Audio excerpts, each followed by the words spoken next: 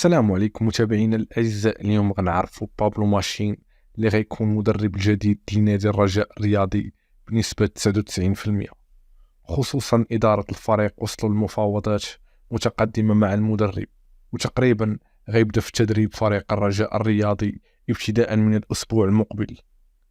بزاف اللي ما عارفينش هذا المدرب اليوم غنتعرفوا عليه وغنعرفوا كل شيء على هذا المدرب. المدرب بابلو ماشين إسباني الجنسية والعمر ديالو 49 سنة. بابلو ماشين بدا المسيرة ديالو مع فريق نومانيسيا الإسباني من 2007 حتى 2011، ومن بعد انتقل لفريق جيرونا الإسباني وغيدوز مع الفريق جيرونا من 2013 حتى 2018، ومن بعد انتقل إلى فريق إشبيليا الإسباني غيدوز مع الفريق موسم واحد. من وراها غادي ينتقل إلى فريق إسبانيول اللي حتى هو غيدوز معه موسم واحد، ومن وراها مباشرة غينتقل ديبورتيفو ألافيس غيدوز مع الفريق موسم واحد.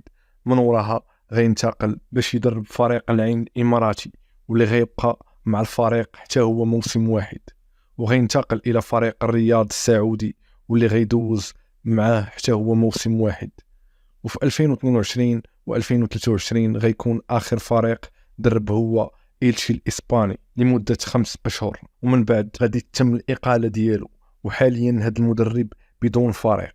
ومن إيجابيات هذا المدرب غيكون عنده بزاف ديال النقاط الإيجابية، خصوصا المدرب الرسم التكتيكي اللي كيلعب به كيناسب فريق الرجاء الرياضي، فهو كيعتمد على الاستحواذ على الكرة والكرة الهجومية، وهذا النوع هو اللي كيناسب الفريق الرجاء الرياضي.